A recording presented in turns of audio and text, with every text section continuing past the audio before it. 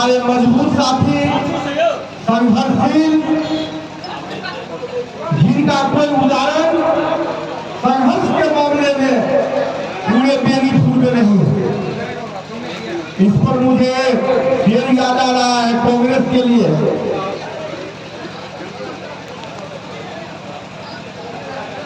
चमन को सींचने में पतियां कुछ झड़ गई होगी, चमन को सींचने में पतियां कुछ झड़ गई होगी, यही इल्जाम है राम कुमार पर चमन से बेवफाई का। आज मुझे बहुत खुशी है, हमारी इनसे बात हुई आज से 1 महीना पहले। मैंने इनको कहा जो आप जन सुराज में शामिल हो जाइए। श्री राम कुमार झा जी ने हमसे कहा कि आज ही नहीं 2 बार पूर्व से बहुत सारे सुराज के हम देख रहे हैं दरभंगा जिला में हमसे संपर्क कर रहे हैं, लेकिन हमने अभी तक खामी नहीं भरा। लेकिन भाई साहब आप करते हैं तो प्रचार करते हैं, निरंतर हमारी बातचीत होती है।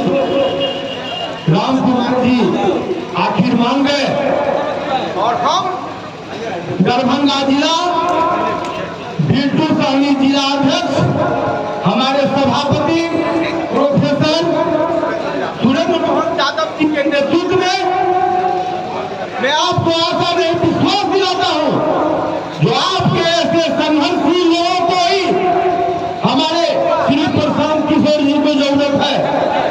आप सिर्फ काम कीजिए, इसका आपको फायदा मिलेगा।